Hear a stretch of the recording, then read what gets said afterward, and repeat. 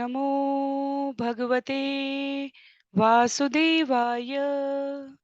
ॐ नमो भगवते वासुदेवाय। ॐ नमो भगवते वासुदेवाय। हरे कृष्णा। आप सभी को दंडवत प्रणाम।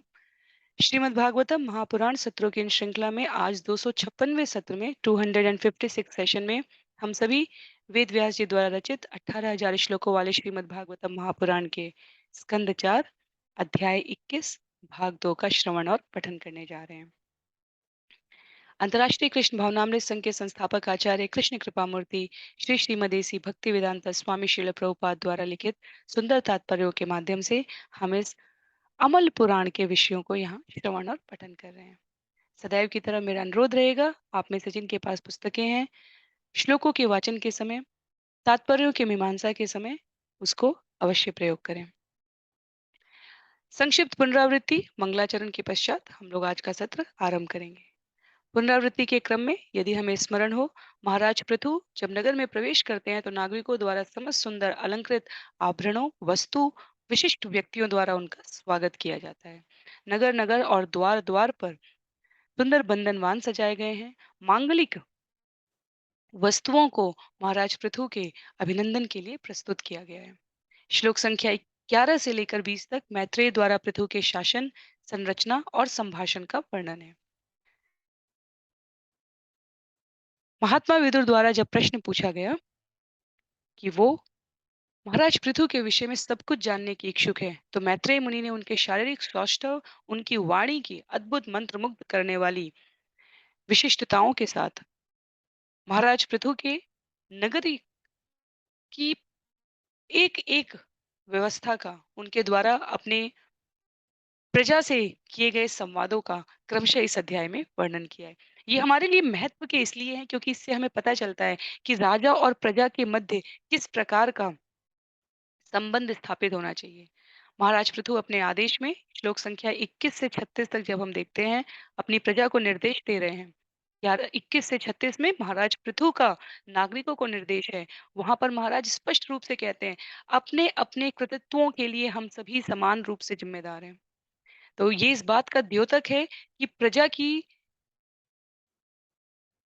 भलाई के लिए, प्रजा की रक्षा के लिए, प्रजा के आध्यात्मिक भौतिक उत्थान और उत्तरोत्तर प्रगति के लिए राजा का पिता के रूप में संचालन करना आवश्यक है। और इसी प्रकार प्रजा का भी अपने राजा के द्वारा किए जा रहे कर्तव्यों के प्रति कृतज्ञता ज्ञापित करना, उनकी आज्ञाओं का पालन करना कितना महत्वकारक हो सकता है।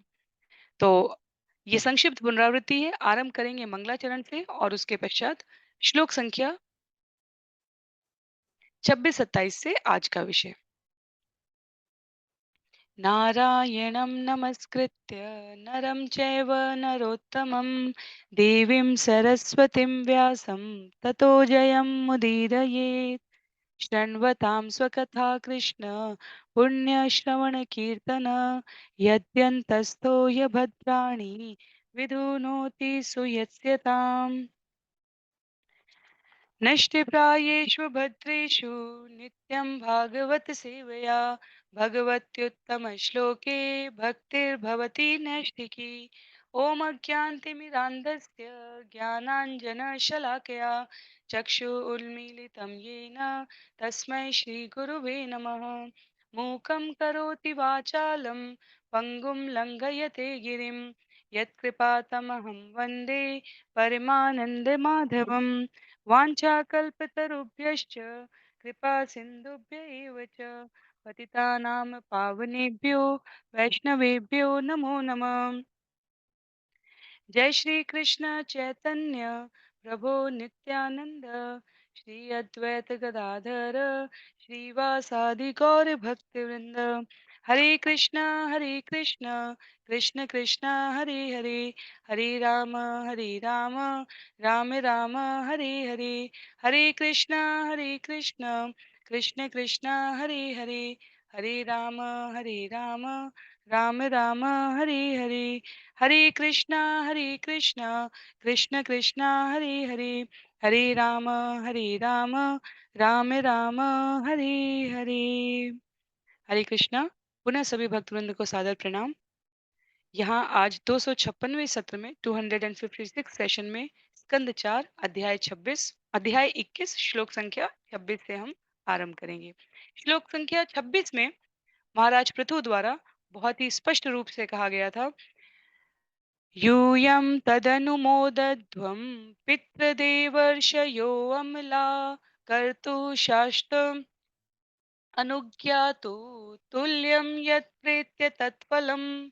मैं समस्त शुद्ध अंतःकरण वाले देवताओं, पितरों तथा साधु पुरुषों से प्रार्थना करता हूँ कि वे मेरे प्रस्ताव का समर्थन करें, क्योंकि मृत्यु के पश्चात किसी भी कर्म का फल इसके कर्ता, आदेशकर्ता तथा समर्थक के द्वारा समान रूप से भोग्य होता है। बहुत महत्व की बात है, कर्ता, आदेशकर्ता और समर्थक के द्वारा समान रूप से भोग्य होता है मृत्यु के पश्चात। तो जीवन में हमारे द्वारा जो भी कृत्य किए जा रहे हैं, उसमें हम यदि इन तीनों में से किसी भी एक भूमिका में हैं, तो हमें अत्यंत सतर्क रहने की आवश्यकता है। और अपने जीवन में प्रत्येक व्यक्ति इन तीनों में से किसी न किसी एक भूमिका में होता है। तो क्या कहा जा रहा है यहाँ पर कि अपने प्रस्ताव का अनुमोदन करने के लिए कह रहे हैं। और वो प्रस्ताव क्या है? वो प्रस्ताव बताया है श्लोक संख्या 25 में। कहा है, अपने-अपने वर्ण तथा आश्रम की स्थितियों के अनुसार अपने-अपने कर्तव्यों का उचित प्रकार से पालन करें। तो पिता के रूप में, शासक के रूप में, भगवान के प्रतिनिधि होने के रूप में महाराज पृथु यहाँ पर प्रजा को उनके कर्तव्यों का भली-भांति पालन करने के लिए निर्देश दे रहे हैं। और ऐसा करने के साथ क्या लिखा है? साथ ही अपने हृदयों में भगवान का निरंतर चिंतन करना चाहिए। तो भगवान को स्मरण करते हुए जीवन में अपने अपने वर्ण आश्रम के अनुसार, अपनी स्थिति के अनुसार कर्तव्य का पालन करने से परिणाम क्या होता है? मृत्यु के उपरांत जीव अपने हितों की रक्षा कर पाता है और भगवान उसे कल्याण के लिए अनुग्रह प्रदान कर सकते हैं। यदि ऐसा ना करे तो क्या होगा? तो प्रजा के किए गए कर्तव्यों के लिए राजा भी उत्तरदायी होता है। इसीलिए गुरु शिष्य परंपरा जब कही जाती है, शिष्य जब कोई गुरु स्वीकार करता है किसी व्यक्ति को शिष्य के रूप में, तो उस शिष्य द्वारा किए गए समस्त प्रकार के कर्मों में गुरु की भागीदारी हो जाती है। पद के साथ जो जिम्मेदारी आती है, वो यहाँ पर महाराज पृथु स्मरण करा रहे हैं अपने नागरिकों को। कि किसी भी प्रकार का आप कर्म करेंगे, तो उसमें आपके द्वारा किया जाने वाला कर्म, मेरे द्वारा दिया जाने वाला आदेश और इन दोनों को प्राप्त समर्थन करने वाले समर्थक व्यक्ति सभी उसके परिणाम में भागी बनेंगे। तो इसलिए उन्होंने अपने राज्य के साधुओं से, पितरों से, देवताओं से अनुग्रह किया है कि मैं जो ये निर्देश दे रहा हूँ कि अपने अपने वर्ण और आश्रम की स्थिति के अनुसार भगवान का चिंतन करते हुए कर्म करें, तभी आप और हम सभी अपने-अपने हितों की रक्षा कर पाएँगे। सबसे बड़ा हित क्या है? श्रील प्रभुपाद कहते हैं, सबसे बड़ा हित है ये जो कृष्ण भावनामृत आंदोलन, प्रतिदिन हरि का ना जाप करना, सुबह शाम में समय को अ, विभाजित करके करना, यदि एक बार में करना संभव नहीं है तो भगवान की कथा श्रवण करना, इन विचारों को भगवत गीता, भागवतम, चैतन्य चरितामृत से इन विचारों को जीवन में धारण करके आचरण करना। और ऐसा करने से भय मुक्त जीवन जीने की जो पद्धति भगवान संस्तुति कर रहे हैं भगवत गीता में, वो महाराज पृथु यहाँ आदेश दे रहे हैं, वो हम सब के लिए अनुकरणीय है। क्योंकि ऐसा करने से हम अपने जीवन में पूरी तरह भय मुक्त हो जाते हैं। क्या कह रहे हैं श्लोक संख्या 27 में? अस्ति यज्ञपति नाम केषाञ्चित् अर्हसत्तमा इहामुत्र च लक्ष्यन्ते ज्योत्स्नावत्य क्वचिद् भुव।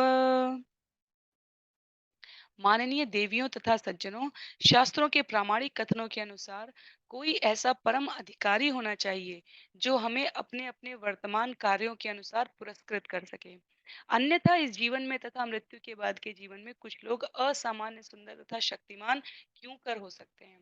तो पुनः हम जैसा कर्म कर रहे हैं, उसके लिए हमें जिससे आदेश प्राप्त है और हमारे द्वारा किए जाने वाले कर्म को जो समर्थन दे रहे हैं, इन तीनों को यथोचित कर्म के फल के अनुसार परिणाम प्राप्त होता है। और पृथु कहते हैं, ये बिल्कुल व्यवहारिक रूप से सत्य है। क्यों? क्योंकि जैसे कक्षा में जिन्होंने अधिक प्रयास किया है, मेहनत की है, उन्हें प्रथम, द्वितीय और तृतीय स्थान प्राप्त होता है। वैसे ही इस जगत में भी अपने-अपने वर्तमान कार्यों के अनुसार जीव पुरस्कृत होता है।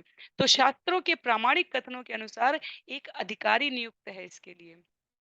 और उन वर्तमान कार्यों के परिणाम स्वरूप जो पुरस्कृत होने की परंपरा है, उसी में कि कोई अगले जन्म में बहुत सुंदर बनेगा, कोई बहुत धनवान बनेगा, कोई बहुत सामर्थ्यशाली बनेगा, कोई बहुत त्यागी बनेगा। तो भगवान के ऐश्वर्यों का उस प्रकार से विभक्तिकरण वहां पर किया था। पर विभक्तिकरण के क्रम में भगवान का ऐश्वर्य कम नहीं होता है। तो महाराज पृथु कह रहे हैं कि मैं आप सभी को ईश्वर चेतना के पद तक उठाना चाहता हूँ, श्रील प्रभुपाद लिखते हैं। और उस ईश्वर चेतना से मेरा अभिप्राय है अधोक्षज धियम, कृष्ण भावनामृत बनने की मेरी आप सभी को सलाह है। क्यों है मेरी सलाह मेरी आप सभी को?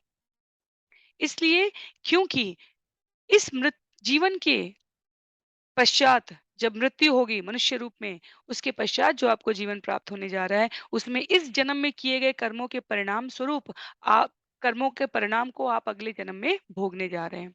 तो अपने आप को किसी भी प्रकार से यदि आप आलसी रखेंगे, क्रोधी रखेंगे, मोह माया में आसक्त रखेंगे, यज्ञ, दान, तप को उसकी प्रामाणिक शास्त्रीय विधि से पालन नहीं करेंगे, तो यदि मैं राजा के रूप में आपको ऐसा करते रहने दूं, तो आपके उस परिणाम में मैं भी भागी बनूंगा। इसलिए कहते हैं पृथु कि मैं आप सभी को उस चेतना तक लेकर जाना चाहता हूँ। श्रील प्रभुपाद ने बहुत लंबा तात्पर्य लिखा है यहाँ पर, कई पृष्ठ का तात्पर्य है, कई उदाहरण दिए हैं और उन सभी का सार अंतिम पंक्तियों में कहते हैं। भगवत गीता अध्याय 18 श्लोक संख्या 66, जहाँ भगवान श्री कृष्ण आदेश देते हैं, सर्वधर्मान् परित्यज्य मामेकं शरणं व्रज, अहं त्वां सर्वपापेभ्यो मोक्षयिष्यामि मा शुच। सब प्रकार के धर्मों को छोड़कर मेरी शरण में आ जाओ, मैं तुम्हें सारे पाप कर्मों से मुक्त कर दूंगा। डरने की कोई आवश्यकता नहीं है। तो जो भी व्यक्ति, अंतिम पंक्ति में श्रील प्रभुपाद लिख रहे हैं, 5 से 6 पृष्ठ का तात्पर्य है इसमें, बहुत आवश्यक तात्पर्य है। तो समय की उपलब्धता के अनुसार आप सभी उसको पाठन कर सकते हैं। अंतिम पंक्ति में लिखते हैं, जो व्यक्ति शुद्ध भक्त, गुरु या पृथु महाराज जैसे भगवान के प्रामाणिक अवतार की संगति का लाभ उठाकर ईश्वर की शरण में आ जाता है, उसकी कृष्ण रक्षा करते हैं और तब उसका जीवन सफल हो जाता है। तो इन सभी उद्धरणों से जो एक पंक्ति स्पष्ट रूप से निकल के आ रही है, अपने कार्यों के प्रति हमारे मन में, चित्त में ईमानदारी होनी चाहिए। कृष्ण भावनामृत सतत कृष्ण का जाप करते हुए, कृष्ण का ध्यान करते हुए, कृष्ण की लीलाओं का श्रवण करते हुए अपने जीवन के उत्तरदायित्वों का वहन करना चाहिए। और इस प्रकार भगवान निश्चित रूप से रक्षा करते हैं। शास्त्र इसको पुष्ट करते हैं, इसकी आश्वस्ति हमें देते हैं। तत्पश्चात श्लोक संख्या 28 और 29 में, मनो उत्तान पादस्य ध्रुवस्यापि महीपते प्रियव्रतस्य राजर्षे अंगस्यास्मत् पितु इद्यशानामथान्येषाम् अजस्य च भवस्य च प्रह्लादस्य बलिश्चापि कृत्यमस्ति गदाभृता।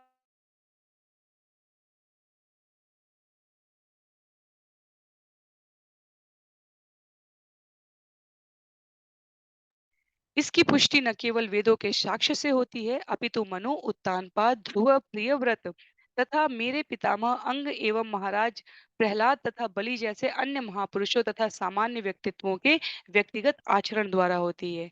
ये सभी आस्तिक थे और गदाधारी भगवान के अस्तित्व में विश्वास करने वाले थे। तो यहाँ पर महाराज पृथु जैसे हमने चर्चा की, जैसा श्रील प्रभुपाद ने तात्पर्य में व्यक्त किया है, अपनी प्रजा को आश्वस्त करते हुए कहते हैं, ऐसा मत समझिए कि मैं काल्पनिक कह रहा हूँ। जब हम अपने कर्तव्यों का भली-भांति शास्त्रों के आदेशानुसार गुरु के शरणागत होकर, भक्तों के संग में रहकर पालन करते हैं, तो गदाधारी भगवान के अस्तित्व में विश्वास रखने वाले महान व्यक्तित्व जैसे महाराज प्रहलाद, बलि, पितामह अंग, अपितु उससे पहले भी मनु, तानपाद और प्रियव्रत जैसे जो पितामह हैं, पृथु कहते हैं, वो सभी अपने व्यक्तिगत आचरणों से इसकी पुष्टि किए हैं और परिणाम हम सबके समक्ष पूरे जगत में विदित है। तो उदाहरण चाहिए तो ये उदाहरण है। तत्पश्चात श्लोक संख्या 30 में दौहित्री आदीन ऋते मृत्यो शोच्यान् धर्म विमोहितान् वर्ग स्वर्गापवर्गाणां प्रायेणात्म्य हेतुना। यद्यपि धर्म के पद पर साक्षात मृत्यु के दौहित्र तथा मेरे पिता वेन जैसे शोचनीय पुरुष मोहग्रस्त हो जाते हैं, किंतु ऊपर जिन समस्त महापुरुषों का उल्लेख हुआ है, वे यह स्वीकार करते हैं कि चतुर्वर्गों धर्म अर्थ काम तथा मोक्ष का अथवा स्वर्ग के एकमात्र दाता पूर्ण पुरुषोत्तम परमेश्वर है। तो महाराज पृथु के द्वारा यहाँ स्पष्ट रूप से कहा जा रहा है, उन्होंने अपने पिता वेन का नाम ना लेके अपने उनके पिता अंग का नाम लिया है, सत्पुरुषों धर्म का आचरण करने वाले व्यक्तियों के रूप में। और वो कहते हैं कि भले ही मेरे पिता वेन जैसे शोचनीय पुरुष मोहग्रस्त हो जाएं, लेकिन मैंने जितने भी महापुरुषों का उल्लेख किया है, उन सबने स्वीकार किया है। क्या स्वीकार किया है? धर्म, अर्थ, काम तथा मोक्ष, इन सब के एकमात्र दाता पूर्ण पुरुषोत्तम भगवान है। और उन पूर्ण पुरुषोत्तम भगवान के लिए आगे तो ये हम सबको विदित है, बहुत ही सरल सी बात है और सरल सी इसलिए क्योंकि सुना कई बार है, कठिन इसलिए क्योंकि आचरण में करते समय यदि हम विस्मृत कर जाएं तो कठिनाई हो जाएगी। तो इसलिए अब स्वयं कह के महापुरुषों का उदाहरण देके श्लोक संख्या 31 में कहते हैं, यत्पाद सेवा भिरुचि तपस्विनाम अशेष जन्मोपचितम मलम धियम सद्य शिणोत्यन वह मेधति सती यथा पदांगुष्ठ विनिश्रिता सरेत। भगवान के चरण कमलों की सेवा के लिए अभिरुचि होने से संतृप्त मनुष्य अपने मन में असंख्य जन्मों से संचित मल को शीघ्र ही धो सकते हैं। जिस तरह भगवान के चरण कमलों के अंगूठे से निकलने वाला गंगा जल सब मलों को धो देता है, उसी प्रकार इस विधि से मन तुरंत ही स्वच्छ हो जाता है और धीरे धीरे आध्यात्मिकता अथवा कृष्ण चेतना का विकास होता है।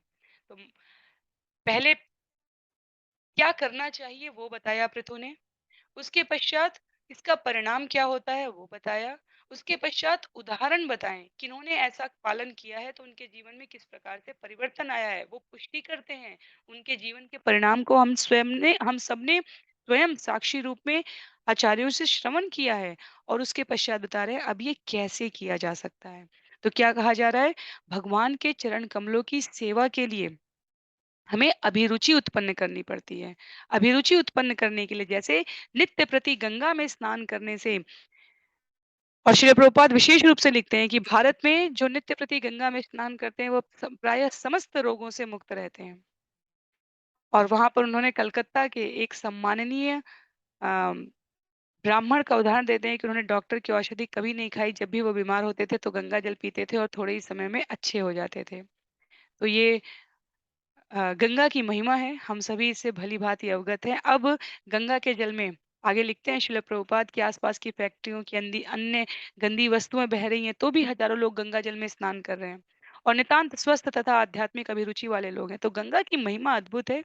भगवान के चरण कमलों के अंगूठे से निकली हुई गंगा, उसी प्रकार जिन चरण कमलों से गंगा निकली और पूरा म विश्व उसका लाभ उठा सकता है, उन चरण कमलों की सीधे जब स्तुति कोई करेगा, वंदना करेगा, अभिरुचि पूर्ण तरीके से सेवा करेगा, तो असंख्य जन्मों के संचित मल स्वाभाविक रूप से नष्ट हो जाएँगे। तो कहने का भाव ये है कि हमने गंगा के जल का प्रभाव सामने से देखा है, वो गंगा कहाँ से उत्पन्न हुई है? भगवान के चरण कमलों से। तो केवल इस जन्म का लाभ नहीं मिलेगा गंगा जल में स्नान करने से, तो गंगा जहाँ से निकली है उन चरण कमलों का पान करने से, अभिरुचिपूर्ण सेवा करने से, उनमें भक्ति अंकुरित करने से उन चरण कमलों में जन्म-जन्मांतर से संचित सारे मल धुल जाते हैं। तो इसलिए इसे प्रामाणिक रूप से हमें करना चाहिए। श्लोक संख्या 32 में विनिर्धुताशेषमनोमलपुमान् असङ्गविज्ञानविशेषवीर्यवान् यदङ्घ्रिमूले कृतकेतनः पुनः न संसृति क्लेशवहां प्रपद्यते। जब भक्त पूर्ण पुरुषोत्तम भगवान के चरण कमलों की सेवा शरण में आ जाता है, तो उसका सारा अज्ञान या कपोल कल्पनाएं धुल जाती हैं और उसमें वैराग्य प्रकट होने लगता है। यह तभी संभव है जब वह भक्ति योग के अभ्यास से परिपुष्ट हो ले। एक बार भगवान के चरण कमलों की शरण ग्रहण कर लेने पर भक्त कभी भी इस संसार में लौटना नहीं चाहता, जो 3 प्रकार के तापों क्लेशों से भरा हुआ है। तो कौन से हैं 3 प्रकार के ताप और क्लेश?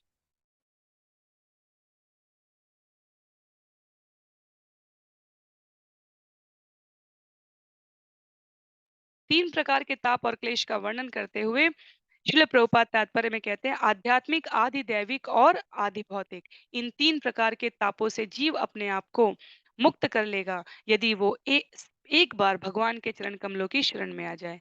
दैव योग से, आसपास के मानसिक वातावरण से और स्वयं के मानसिक संताप से जीव बच सकता है। और ये वास्तव में अभ्यास है, प्रक्रिया है। कभी नहीं कहा गया कि भक्ति कोई चमत्कार है। अभ्यास करते रहने से चमत्कार भी पीछे छूट जाते हैं। भक्ति की ये महिमा है। महाराज पृथु यहाँ पर जिन शब्दों को कह रहे हैं, श्रील प्रभुपाद चैतन्य महाप्रभु का उदाहरण देकर उसे यहाँ पर हम सभी के समक्ष पुष्ट कर रहे हैं। जीवन में जिन्होंने भक्ति का अभ्यास आरंभ किया है, उन्हें इसका परिणाम स्वाभाविक रूप से अनुभव होने लगता है। जीवन की विषमताओं का, जीवन के तापों का, जीवन के द्वंद का नाश हो जाता है जब जीव अपने आप को हर घटना में भगवान की उपस्थिति की प्रस्तुति को अनुभव कर सकता है, महसूस कर सकता है। तो श्लोक संख्या 33 में कहते हैं, तमेव यूयं भजतात्मवृत्तिभिः मनोवचः कायगुणैः स्वकर्मभिः अमायिनः कान्दुगाग्निपङ्कजं यथाधिकारा वसितार्थसिद्धय।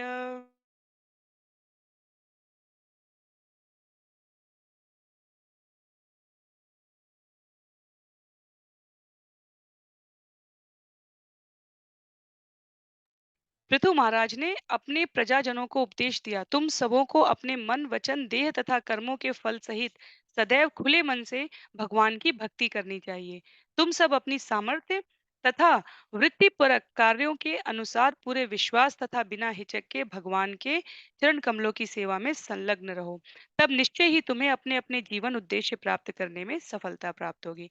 तो सरल शब्दों में राजा पिता के रूप में समझाते हुए, उदाहरण देते हुए, कैसे करना चाहिए इसका अभ्यास बताते हुए, खुले मन से भगवान की भक्ति करो, मनसा वाचा कर्मणा, अपने आप को समर्थ समस्त सामर्थ्य वृत्ति परक कार्यों के द्वारा बिना किसी हिचक के भगवान के चरण कमलों की सेवा करने का यहाँ पर महाराज पृथु द्वारा अपने प्रजा को सुंदर शब्दों में आदेश, निर्देश, उपदेश, संकेत दिया जा रहा है।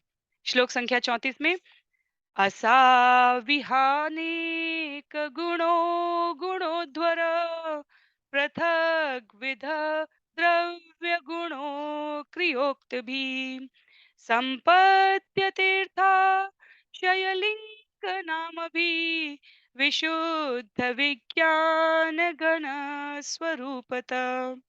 भगवान दिव्य हैं, वे इस भौतिक जगत द्वारा कलुषित नहीं होते। यद्यपि वे घनीभूत आत्मा हैं, जिसमें कोई भौतिक विविधता नहीं है, किंतु फिर भी बद्ध जीव के लाभ हेतु वे विभिन्न भौतिक तत्वों अनुष्ठानों तथा मंत्रों द्वारा यज्ञ कर